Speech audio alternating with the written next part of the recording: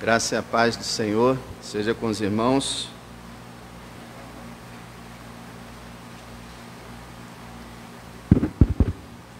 Irmãos, vamos abrir, irmãos, a palavra de Deus em Daniel, capítulo 1.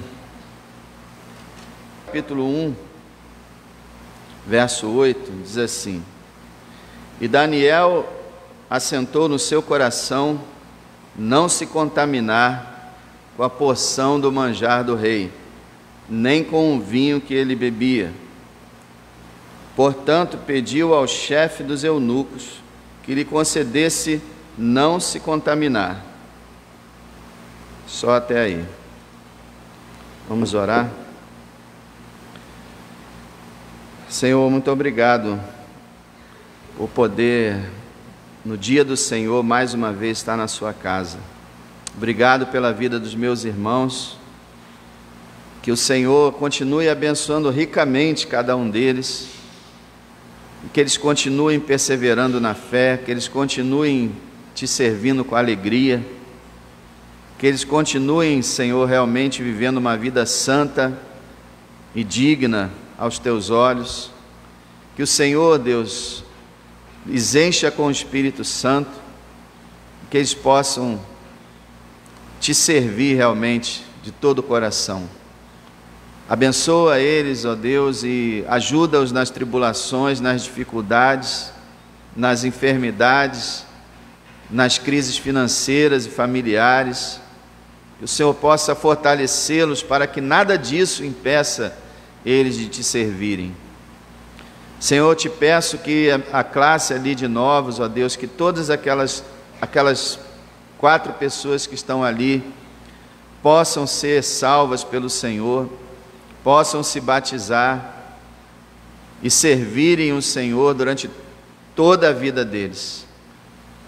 Senhor, eu te peço, abençoa a Samara, muito obrigado pelos 15 anos de vida dela, ela que tem acompanhado também todos os anos da sua vida essa igreja e ouvido o Evangelho.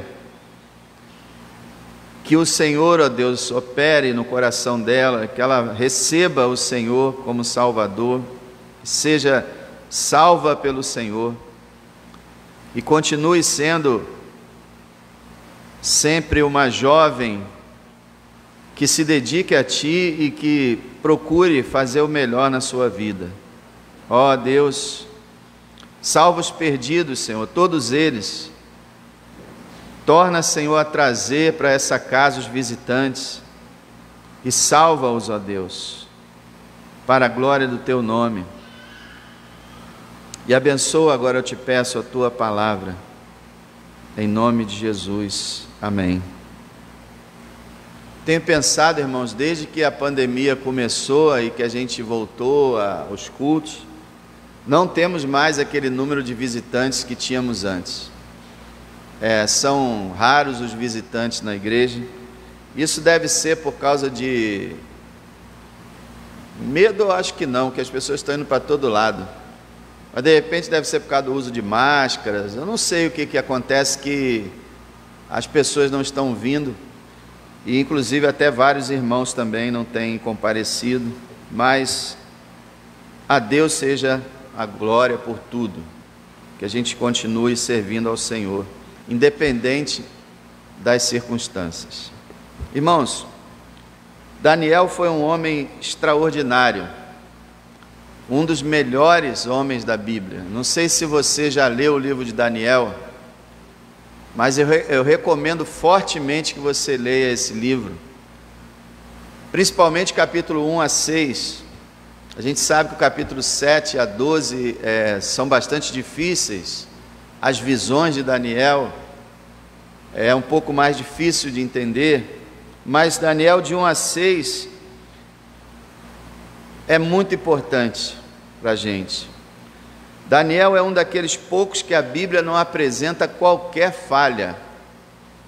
Davi teve seus erros, Abraão, Moisés, a maior parte dos homens de Deus pecaram, porque todos pecaram, né? Nenhum deles era perfeito, mas de Daniel não se fala absolutamente nada contra ele. Pelo contrário, só coisas extremamente positivas, e ele é um exemplo para nós. Que a gente possa permitir que Daniel nos ensine, porque na Bíblia, irmãos, Deus ensina de várias maneiras. Deus ensina através de milagres, maravilhas, através de preceitos da lei, através de provérbios, através de profecias, mas a Bíblia também ensina através de exemplos, exemplos positivos e exemplos negativos. E a gente olha para os exemplos positivos e deve dizer: eu vou procurar ser assim. E a gente olha para os exemplos negativos e a gente diz: eu vou procurar evitar ser assim. Então Daniel é um homem que deve procurar ser imitado por todos os discípulos do Senhor. E existem muitas semelhanças entre aquela época e a nossa época. Muitas semelhanças. Daniel não estava vivendo em sua pátria. Daniel viveu os primeiros anos da vida dele, até a adolescência, o início da juventude, na sua pátria. Mas houve o cativeiro babilônico, Nabucodonosor destruiu Jerusalém e levou muitos cativos, e ele foi levado para a Babilônia. A gente lê no livro de Daniel que ele era um dos principais, ele era nobre, ele era uma pessoa de aparência perfeita, ele, Sadraque, Mesaque e Abednego, pessoas muito inteligentes, muito sábias, e ele não vivia na sua pátria, e é exatamente o que está acontecendo hoje. O mundo nunca foi tão mundo, e nós não estamos vivendo em um ambiente nosso, nós estamos vivendo em um ambiente hostil. Até 50 anos atrás, a sociedade ocidental respeitava os padrões bíblicos. Hoje não mais. As pessoas dizem que estamos vivendo uma era pós-cristã. É claro que não existe era pós-cristã. Existem os que não são cristãos e existem os cristãos. E para os cristãos a era cristã durará para sempre, o reino de Deus durará para sempre. Mas hoje nós estamos vivendo num ambiente, irmãos, seja no trabalho, na vizinhança, na escola, qualquer lugar que você sai, você está vivendo outra realidade, outro mundo, exatamente como Daniel, que era um judeu devoto, era um servo de Deus, mas estava no meio da Babilônia, e nós estamos no meio da Babilônia. Hoje nunca foi tão Babilônia. Daniel vivia numa terra que tinha uma cultura totalmente diferente, e é o nosso caso. E às vezes a gente fica surpreso, e eu vejo cristãos tentando amoldar o mundo aos padrões bíblicos. Isso não é possível, a não ser que Deus derrame um avivamento poderoso e que grande parte da humanidade se converta. Não é possível trazer os padrões cristãos para o mundo, e o mundo está sendo mundo. Hoje nós estamos vivendo uma época semelhante àquela do mundo grego-romano, quando Jesus veio a esse mundo, onde o mundo vivia barbaramente, de forma terrível. Hoje nós estamos assim, todos os padrões cristãos foram demolidos, não existe mais nada no mundo que possa ser uma referência de um mundo cristão, não há. E a Babilônia tinha como objetivo conquistar os israelitas para o seu modo de viver. Hoje o mundo é a mesma coisa. A gente vê através da mídia, através das propagandas, através dos vídeos que são lançados na internet, que o mundo quer convencer o mundo que o pecado é doce, maravilhoso, e o mundo quer trazer até a igreja para esse pecado, e tem conseguido em grande parte. Grande parte da igreja hoje já abraçou a cultura do mundo. Irmãos, cultura é uma coisa muito séria. A cultura significa os hábitos, os costumes, os padrões que as pessoas vivem. E normalmente, muitas vezes o cristão ele entra nesses padrões, nesses costumes, nessa maneira de viver. Por exemplo, hoje nós vivemos uma irreverência total no mundo.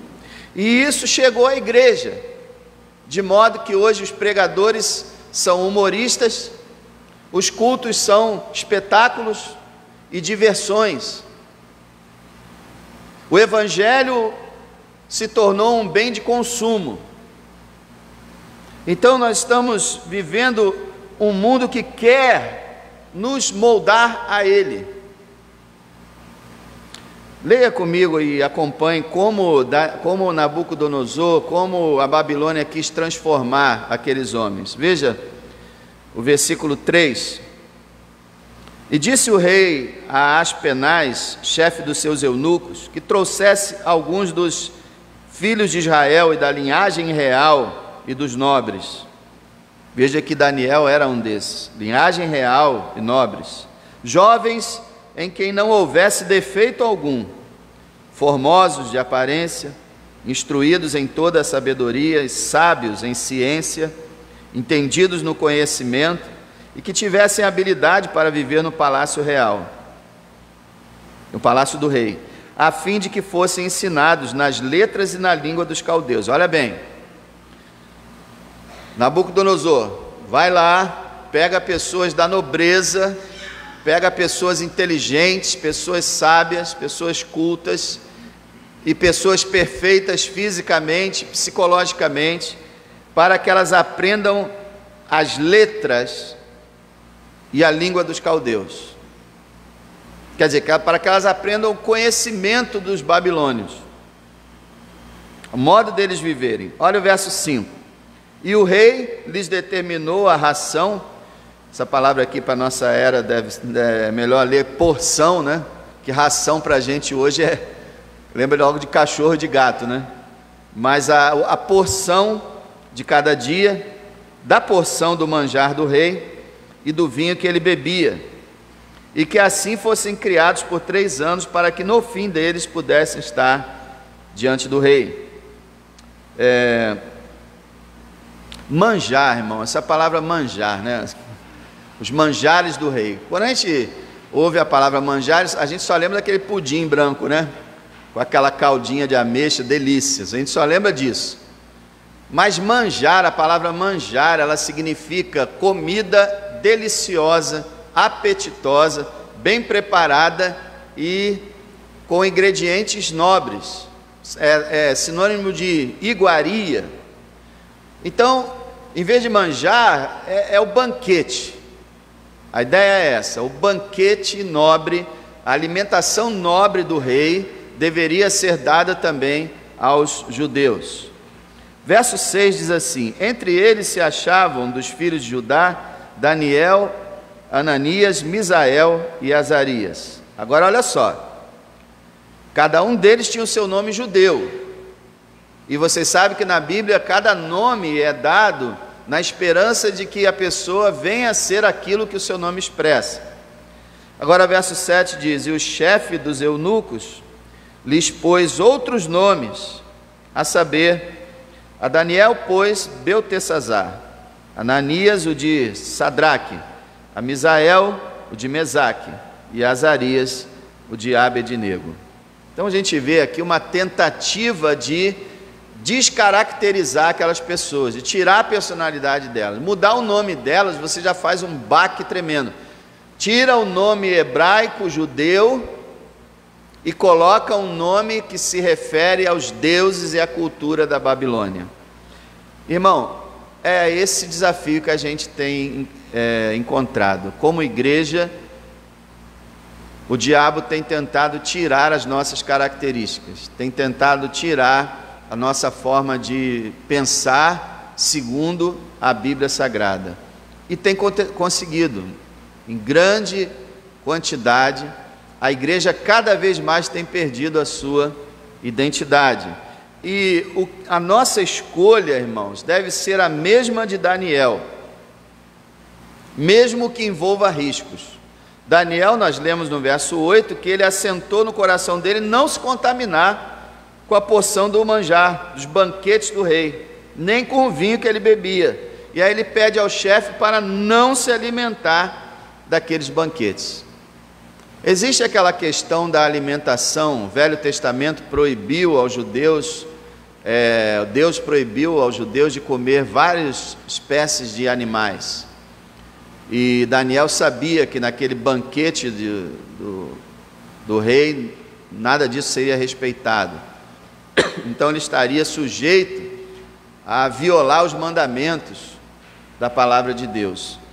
Mas não só por isso, por outras razões, ele resolveu não participar da cultura do rei. Irmãos, essa deve ser a nossa escolha. Não participar da cultura, a não ser que seja uma cultura inocente, mas não participar de nada que o mundo participa que seja contrário à palavra de Deus, ainda que isso seja um risco, porque no caso de Daniel foi. O servo lá falou: olha, se você não comer o banquete do rei e for descoberto, você pode ser punido. A gente tem que estar disposto a não ser simpático, a não receber boas-vindas, a encarar dislikes, né? A perder a sua reputação, a sua simpatia ou qualquer coisa que seja, para seguir os preceitos da palavra. Então, a decisão que temos que ter é de não seguir a dieta da Babilônia, mas seguir a dieta de Deus. Não seguir a cultura desse mundo, mas seguir os preceitos do Senhor. Em sua maioria, esse mundo está completamente contrário à vontade de Deus. Isso significa, irmãos, que nós não devemos aceitar os pecados que em nossa cultura são normais. Podem ser normais para eles, mas para nós continua sendo pecado. E eu não preciso aqui mencionar o catálogo gigantesco de pecados que tem sido cometido pelo mundo e que a igreja, o crente, não pode aceitar. Não pode se alimentar desse banquete. Não pode comer essa iguaria. Não pode aceitar. Um dos casos mais perigosos do nosso tempo não é o que você está pensando, não. Porque esse aí a gente sabe que é pecado. O grande problema encontra-se no casamento, que a igreja moderna já está aceitando a cultura do mundo quanto ao casamento. O casamento para Deus é uma instituição que Ele criou e é uma instituição indissolúvel, a não ser pela morte. E uma exceção, o adultério, a traição, que dá uma possibilidade à pessoa traída de pedir o divórcio. Possibilidade. A Bíblia não diz que quem for traído deve pedir o divórcio, mas é possível e permitido pedir um divórcio e casar novamente. Então, o segundo casamento só é permitido na Bíblia se for vindo de um divórcio, ou de uma viuvez, né? De um divórcio provocado por um adultério. Isso é, um casal diante de Deus, que serve a Deus, não pode se divorciar por razões de incompatibilidade e depois casar novamente. Isso se chama adultério. E continua sendo adultério. Hoje nós temos líderes cristãos que ensinam que a relação é adulterina, mas desde que a pessoa casou, aí Deus considera casado e o pecado assim terminou. Não, a Bíblia não fala isso. Jesus fala: olha, qualquer que deixar sua mulher, se não por causa de imoralidade sexual, comete adultério. Ponto. Mas na cultura da igreja mesmo, está acontecendo isso. Divórcios sem razão lícitas, segundos casamentos em adultério, E nós temos o outro problema grave, que é a fornicação, que é a prática habitual do sexo fora do casamento, entre solteiros. Isso também tem sido praticado quase que abertamente no meio cristão. Esse é só um exemplo, irmãos. Tem várias outras coisas que a gente tem que rejeitar em nosso coração.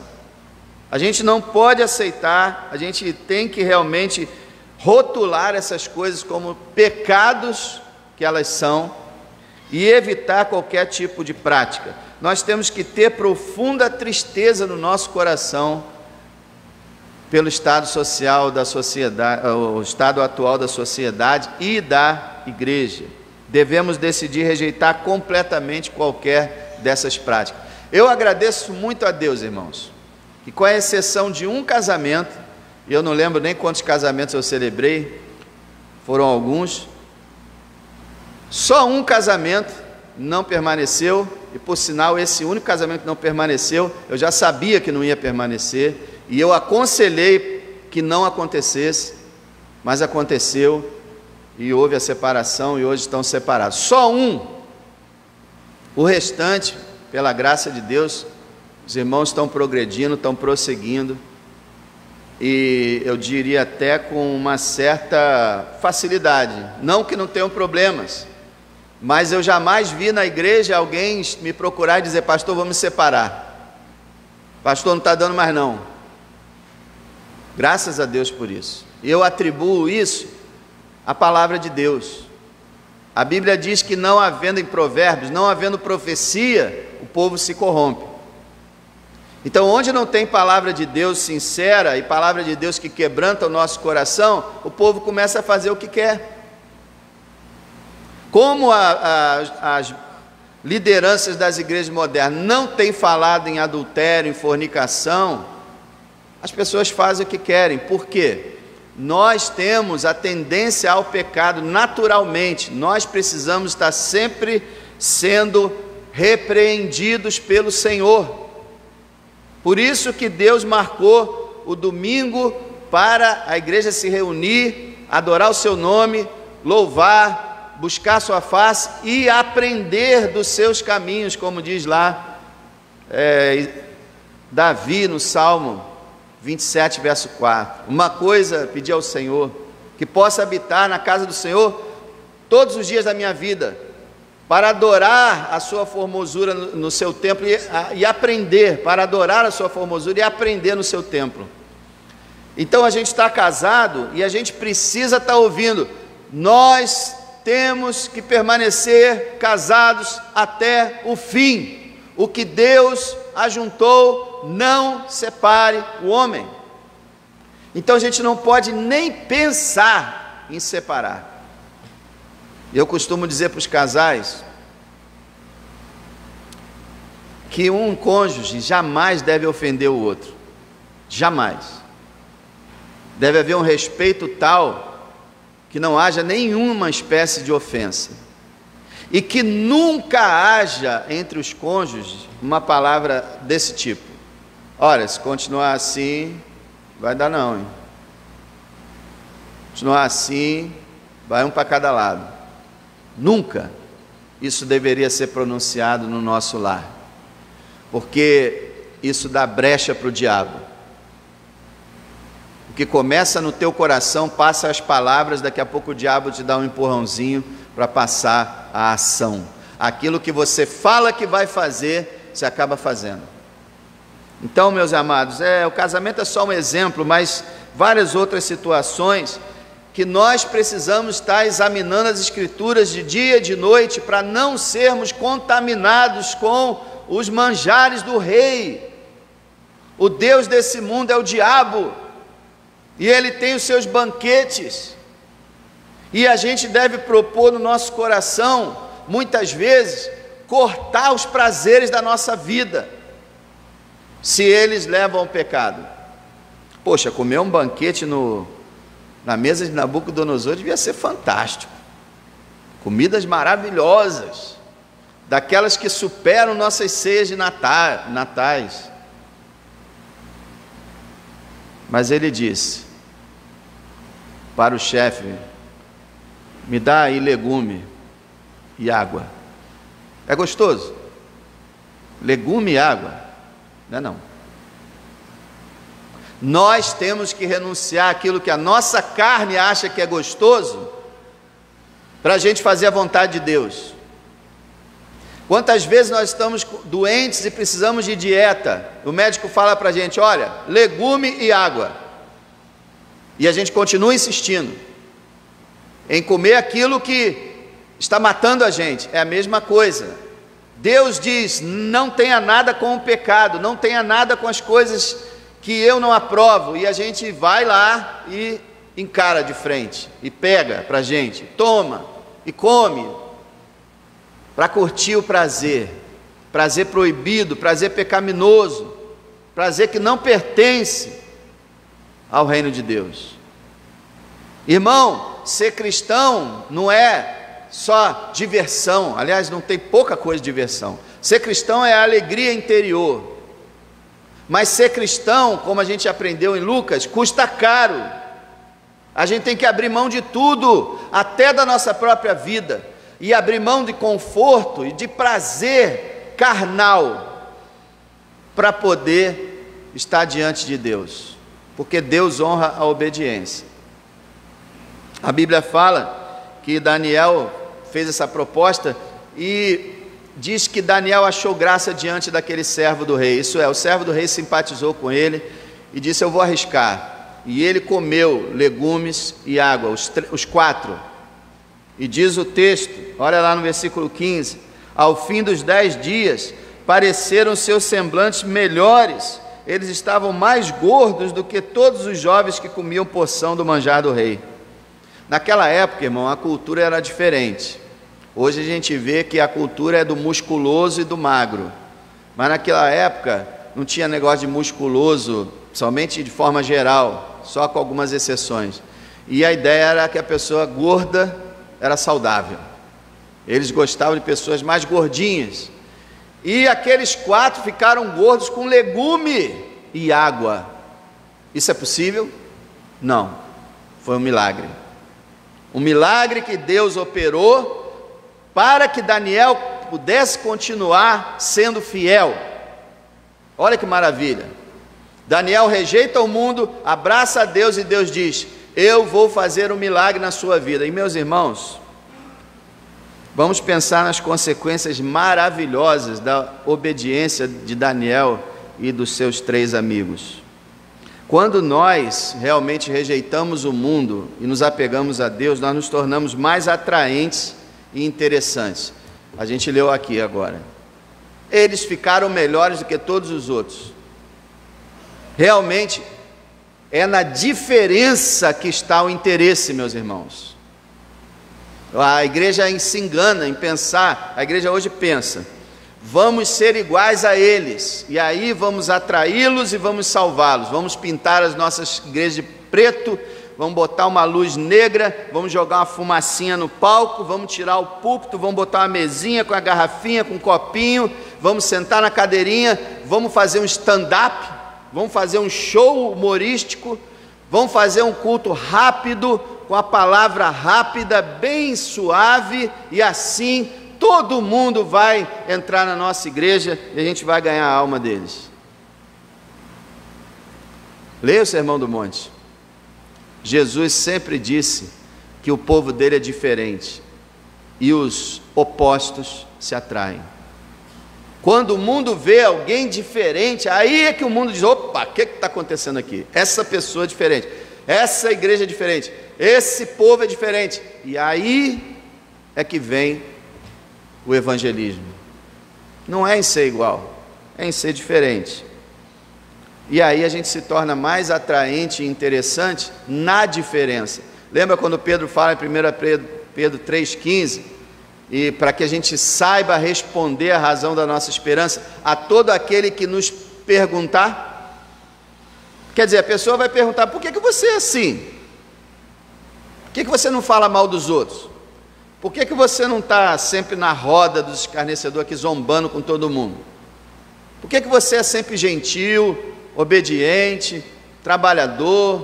Por que você tem? Você nunca parece estar preocupado, você está sempre com um semblante de paz, uma alegria, mesmo em meio à tribulação. Eu me lembro de um ímpio que disse uma vez: vocês crentes têm uma coisa muito interessante, pode estar quebrando tudo no serviço, mas vocês estão aí como se nada tivesse acontecendo.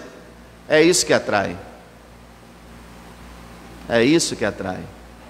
É isso que leva as pessoas a procurarem o Senhor. Então, irmãos, as consequências, maravilhosas consequências, de nós rejeitarmos os banquetes, nós seremos úteis ao reino de Deus. Úteis ao reino de Deus. Daniel, irmãos, olha só, versículo 17. Ora, a esses 4 jovens, Deus deu, olha aí, Deus deu, Deus dá a quem lhe obedece. Deus deu o conhecimento e a inteligência em todas as letras e sabedoria, mas a Daniel deu entendimento em toda visão e sonhos. E ao fim dos dias em que o rei tinha dito que os trouxessem, o chefe dos eunucos os trouxe diante de Nabucodonosor, e o rei falou com eles, e entre todos eles não foram achados outros tais como Daniel, Ananias, Misael e Azarias. Por isso permaneceram diante do rei. E em toda a matéria de sabedoria e de inteligência sobre que o rei lhes fez perguntas, os achou 10 vezes mais doutos do que todos os magos, os astrólogos que havia em todo o seu reino. Meus irmãos, o cristão é uma pessoa excepcional. Quanto mais fiel e obediente ele for, maior ele será. Vocês não sabem, a escravidão foi abolida da Inglaterra graças aos esforços de um cristão chamado William Wilberforce. Os hospitais foram criados por cristãos, a aposentadoria, serviços sociais, todo tipo de benfeitoria no mundo foi criado por cristãos. Homens que fizeram obras maravilhosas, porque obedeceram ao Senhor. Daniel começou a interpretar sonhos, eles começaram a proferir profecias, e Daniel chegou a governar. A gente aprende no capítulo 6, que Dario era o rei, e Daniel era um dos 3 que governavam, e Dario ainda queria colocar ele como único governante. Um homem que foi honrado, foi útil no reino de Deus. Nós serviremos para impactar as vidas de quem nos conhecer. Quem conheceu Daniel teve experiência, como Nabucodonosor. A gente vê no capítulo 2, Daniel interpretando os seus sonhos. A gente vê no capítulo 3, Sadraque, Mesaque e Abednego não se prostrando diante do Deus que ele tinha erigido. Nós vemos no capítulo 5, Daniel falando contra os pecados de Nabucodonosor, e nós vemos algo que parece ter sido a conversão dele, a conversão do rei babilônico. Capítulo 5 nos mostra um texto que dá a entender isso. Nós vemos no capítulo 6, Dario, o rei persa, que deu glória a Deus por causa de Daniel, que não deixou de orar, e por isso foi jogado na cova dos leões.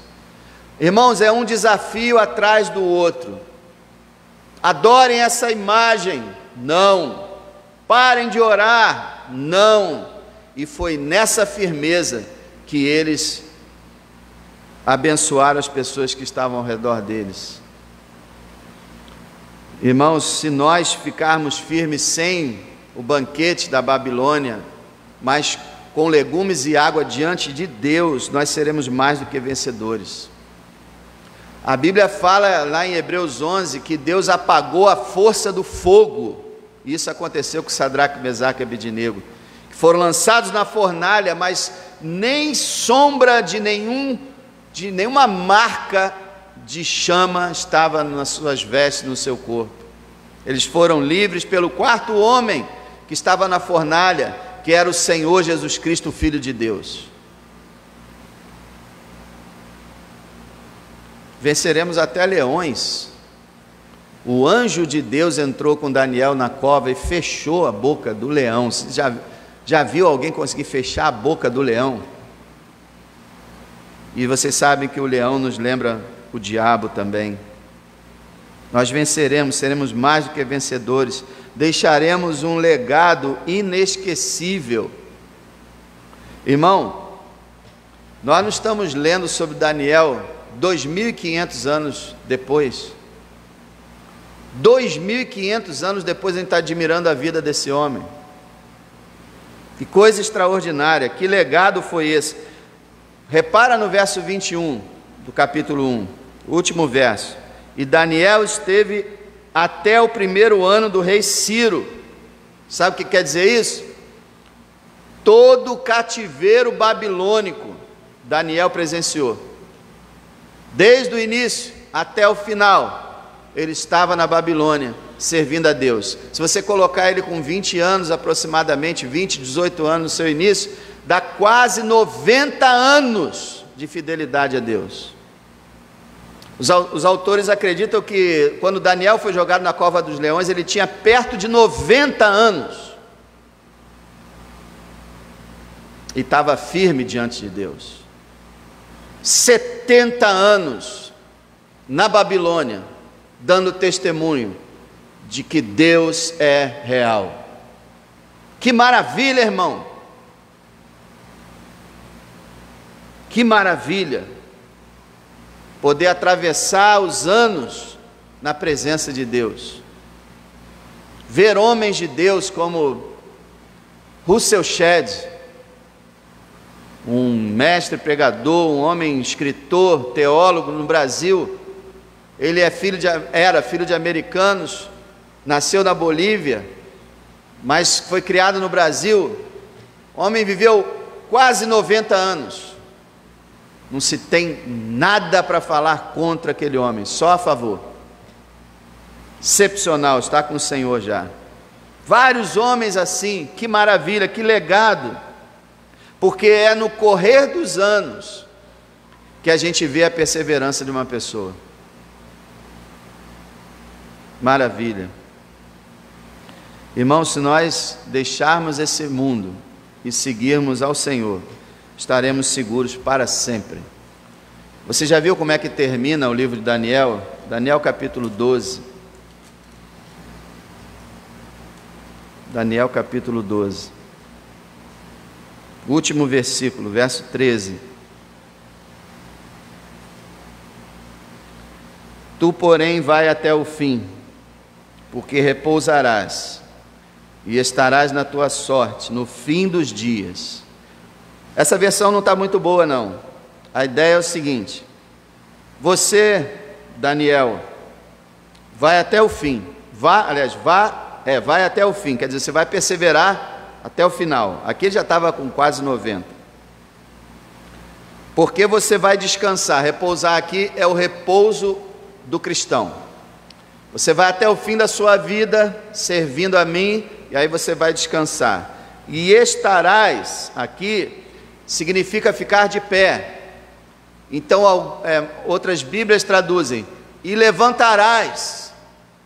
Quer dizer, você vai descansar, vai repousar na sua morte, mas você vai levantar, e essa tua sorte aqui, que significa, você vai se levantar para receber a sua herança, para receber a sua porção, no fim dos dias. Quando é o fim dos dias? Quando nosso Salvador voltar a esse mundo. Meu amado, que promessa maravilhosa! Ao servo fiel, que vai até o fim, ele vai repousar o sono, o descanso dos santos, e vai estar diante do Senhor, vivendo em alegria, sem mais pecado, e depois vai levantar dos mortos na ressurreição, para receber um corpo glorioso, e receber o seu galardão no fim dos dias. Que coisa maravilhosa! Daniel viveu há 2.500 anos atrás, mais ou menos. E o Senhor está dizendo: quando meu filho voltar, você vai se levantar para receber a sua recompensa.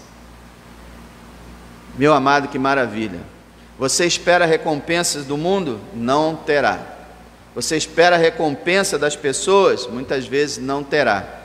Você espera recompensa em forma de prazeres, em forma de conforto, de tranquilidade? Não terá. Talvez você passe a sua vida inteira sem recompensa visível. Existem muitas recompensas que Deus vai dando, mas muitas vezes a gente não percebe. Talvez você passe sem receber nenhuma recompensa visível. Talvez você passe sofrendo em aflição, em dores, mas você vai até o fim, porque você vai repousar. A sua alma estará com o Senhor.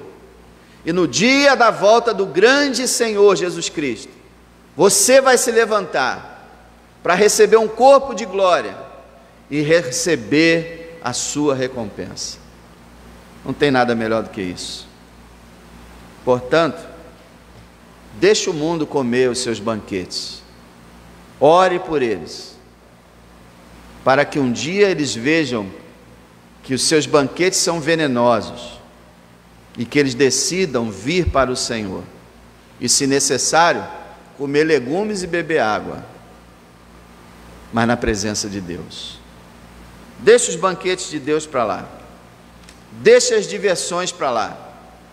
O que interessa? O que o mundo vive. Não tem valor algum. As esperanças, alegrias desse mundo não significam nada. Podem parecer gostosas, podem parecer divertidas, mas são igual aquelas miragens no deserto. Você chega num deserto, aí você começa, de tanto calor e sede e fome, você começa a delirar. E aí você só tem areia. Imagina o deserto do Saara. Deserto do Saara é até uma redundância, porque a palavra Saara quer dizer deserto. Imagina o Saara, você está lá, só terra, só areia, um calor infernal. De repente a tua imaginação vê um oásis, vê uma grama verdinha, vê uma lagoa, um coqueiro, e aí você vai, corre, e se lança naquele lago maravilhoso, e enfia a cara na areia. Descobre que não tinha nada. É o que acontece com esse mundo. Não há nada no mundo, nada, que possa ter um valor eterno, que possa agradar esse mundo, que possa agradar a Deus. Então, irmãos, não fica vendo miragem não. Esse mundo é um deserto, não tem lago, não tem grama, não tem coqueiro, não tem nada disso não, é deserto. E se você mergulhar pensando que tem alguma coisa, você vai enfiar a cara na terra e vai sofrer. Então, como diz a palavra, caiu a Babilônia, sai dela, povo meu, para que não seja participante das suas pragas, sai dela. Que você proponha no seu coração não se contaminar. Ô irmão, a coisa está séria. Todos os filmes que você vê gente se drogando. E antigamente era com maconha, agora cocaína também. É diversão. O mundo diz que é diversão. As drogas que têm matado milhões de pessoas no mundo é diversão. Ô irmão, não aceita esse lixo na sua vida não. Foca em Deus, foca na palavra. Cuidado, não se iluda. O diabo, ele quer te envenenar, colocando veneno num bombom de chocolate delicioso, para você comer e morrer. Deixa esse banquete de lado. Escolha a Deus, escolha o Senhor. Eu não estou dizendo para você ficar brigando com as pessoas e desprezando as pessoas. Seja amável, seja gentil. Deixa as pessoas viverem, quando você puder, evangeliza, mas não fica ali. Mas ore, dê seu exemplo, não participe, rejeite, e Deus será contigo. Vamos louvar o Senhor. Queria cantar o hino 176.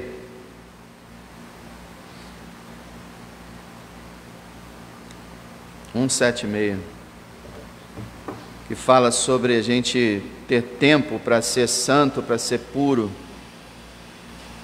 A ideia é que a gente tem que se esforçar para buscar agradar a Deus. Vamos cantar, vamos. Amém. Que Deus abençoe a sua vida. Se Deus permitir, estaremos aqui às 7 horas para adorarmos o Senhor.